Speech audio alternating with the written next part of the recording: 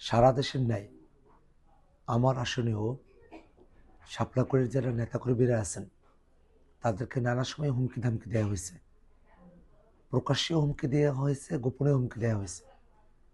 আজকে বিকেলবেলা হঠাৎই আমার ফোন নাম্বারে একটি অপরিচিত নাম্বার থেকে কল আসে এবং তিনি অশ্লীল গালিগালাজ করেন, প্রাণনাশের হুমকি দেন, আমার পরিবারকে কেটে ফেলবে, মেরে ফেলবে, ইলেকশন হওয়ার পরে দেখে নেবে, এই ধরনের নানা ধরনের ভয়ঙ্কর হুমকি প্রদান করতে শুরু করে।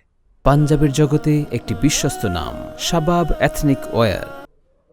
এবং এরকম ধরনের ঘটনাগুলো এর আগেও ঘটলেও এখন এই নির্বাচনের সময়টাতে প্রাণনাশের হুমকির মতো ঘটনা সত্যি আমাদেরকে ভাবিয়ে তোলে। বর্তমানে আইন শৃঙ্খলা রক্ষাকারী বাহিনী সবগুলো অস্ত্র এখন পর্যন্ত উদ্ধার করতে পারে নাই। অবৈধ অস্ত্রের একটা সরাসরি আছে, একটা জনজোয়ার তৈরি হয়েছে, সেটাকে ঠেকিয়ে দেওয়ার একটা প্রচেষ্টা রয়েছে। এমত অবস্থায় একটা সুষ্ঠু নির্বাচনের জন্য আইন শৃঙ্খলা রক্ষাকারী বাহিনীর সর্বোচ্চ সতর্ক ভূমিকা আমরা প্রত্যাশা করি।